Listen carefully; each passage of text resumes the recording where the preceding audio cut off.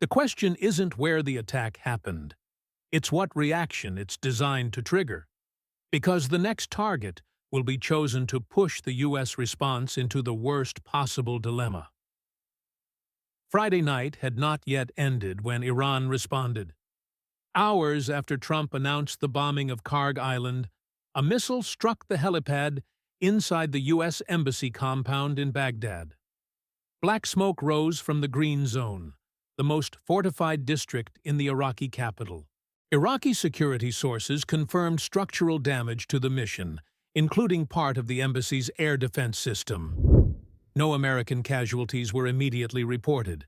The embassy did not comment. The sequence was fast, deliberate, and the target was chosen with political precision. This is week 3 of the U.S.-Israel war against Iran.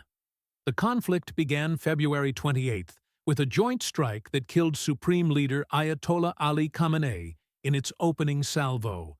Since then, Iran has been operating under a new and untested Supreme Leader. Mojtaba Khamenei, the late Ayatollah's son, who has yet to appear publicly, but has already ordered the blockade of the Strait of Hormuz. On Friday night, Trump bombed military targets on Kharg Island, the terminal that processes 90% of Iran's crude oil exports, and warned that oil infrastructure would be next if Iran continued blocking the strait. Tehran did not wait to answer. The attack on the Baghdad embassy is not a miscalculation. It is a calibrated strategic signal sent in 3 directions simultaneously. To Washington, you have reach, so do we, and ours extends to the heart of your diplomatic presence in the Middle East. To Baghdad, your territory is the battlefield, whether you want it to be or not. The Iraqi government is now caught between 2 powers it cannot confront and cannot satisfy at the same time. To the region, no American asset is beyond Iranian reach. Embassies, bases, allied ports, all of them are now part of the equation. The target chosen was not military, it was diplomatic. Inside an Arab capital. That changes the nature of the risk for every government hosting American presence across the Middle East. Iraq is now in an impossible position. Baghdad never declared war on Iran, but its soil was just used to strike American territory.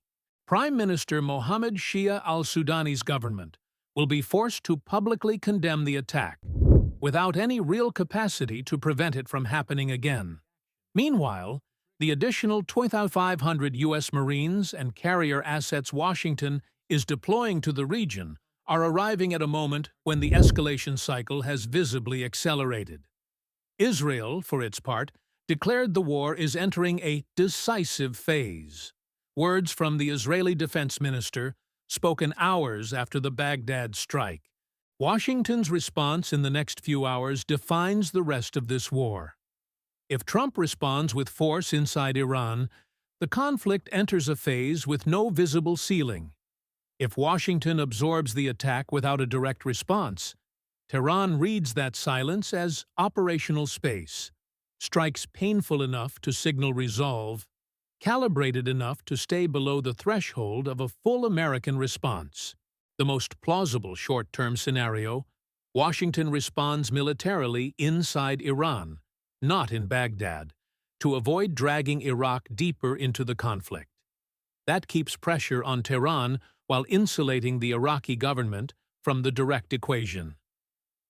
The most dangerous scenario, Iran interprets any American hesitation as weakness and expands strikes to other embassies or regional bases. In that case, the entire American security architecture across the Middle East comes under simultaneous pressure. An American embassy was struck inside the Green Zone in Baghdad, on day 15 of a war that still has no visible exit route. The strategic question now is this: was the Baghdad attack the ceiling of Iran's retaliation, or was it only the first move in a multi-layered response that is still unfolding?